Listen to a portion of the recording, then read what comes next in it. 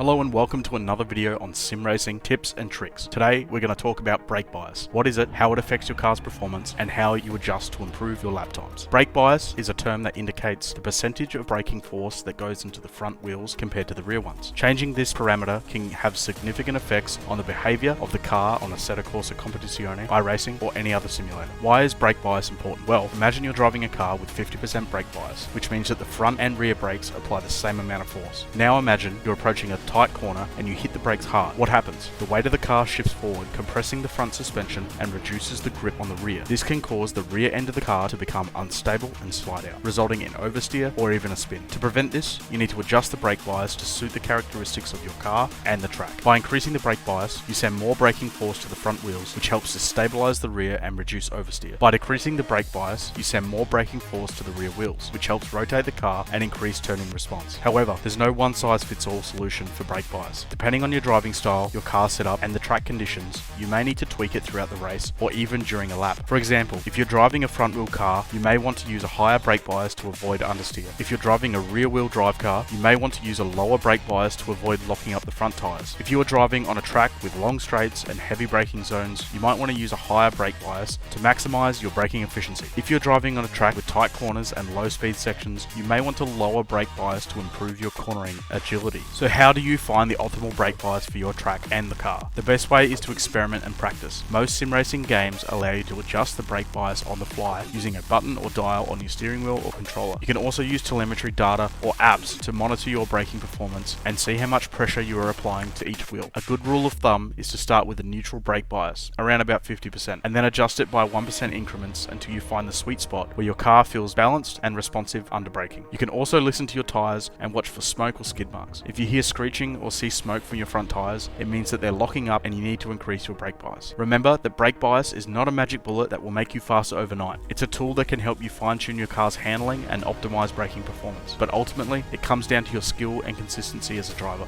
I hope this video was helpful and informative. If you enjoyed it, please give it a thumbs up and subscribe to my channel for more sim racing content. Also, let me know in the comments what you prefer to see for our next lot of videos and why. Thanks for watching, and I'll see you in the next one.